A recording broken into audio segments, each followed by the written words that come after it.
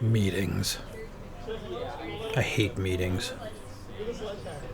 Fastest way to get fired at PMDG? Put a meeting on my schedule. He even has an airplane imprint in the foam on his cappuccino. Wonder how much we paid for that cappuccino maker. Alright, let's break out of here. You want to do something fun? Come with me. We're going to do something airplane related. We'll let them continue their meeting without us. Let's go. Alright, we're free.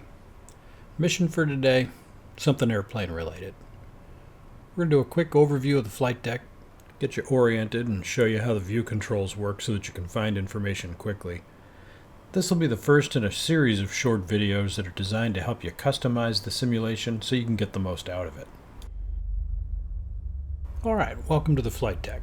This is the 737. This airplane traces its roots all the way back to the mid-1960s, so if you're used to flying an Airbus, there's a lot of switches, there's a lot of stuff that probably looks pretty antiquated, but you'll find it gets the job done, it does it efficiently, and it's a very popular airplane. Flying the airplane in the sim, we wanted to follow along with a principle that we used in the DC-6 and give you a set of control keys that you can use to quickly adjust the view to different places so that you can see the information that you want to see, adjust things, and then get back to what you were doing in the first place. What you want to know is that Control-Space will always reset your view, and then Control-1 through Control-0 across the top of your keyboard will adjust the view so that you can look at something specific.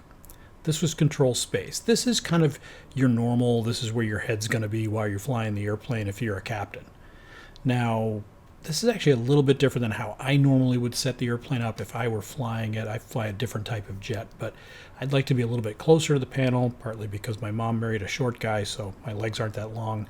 But I find that right about here is really probably where I would be flying the airplane if I were to sit in this 737 and adjust the seat. I'm looking over the top of the yoke, which is just below the bottom of the screens.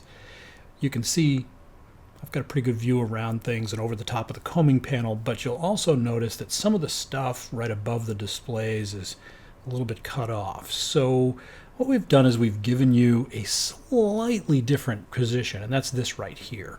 This kind of moves the view just back slightly and down slightly so that you can see things like the flap indicator and that sort of stuff. Pressing Control-1 will allow you to see the entire Autopilot mode control panel and a good stretch of the cockpit. If you press Control-1 again, it'll sort of bounce you back and forth between that view and whatever view you were at beforehand.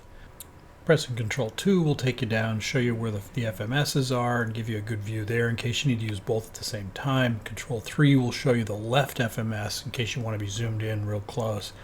Control-4 is your radio stack, your navigation aids, things like that. Control-5, this view here, will give you the throttle pedestal and the fire control panel.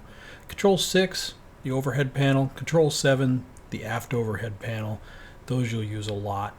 Control-8, this is the old guy's view. If you really want to zoom in on the displays, you can get in really close and look at them. That's Jason's fault. He made fun of all of us older guys by pointing out that he put this in there for us. You can then go to Control-9, and this will show you eventually when we get the EFB or the tablet installed, that's where that'll live, and you'll use that view for that.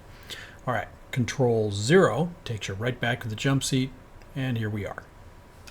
All right, that'll do it for this quick session. We've reviewed the view controls for the 737. I recommend you practice with them a little bit. You'll find that they become fairly intuitive pretty quickly. And that'll get you set up for the next couple of videos, which are going to take us through some of the setups and options. Exciting stuff. All right, see you next time.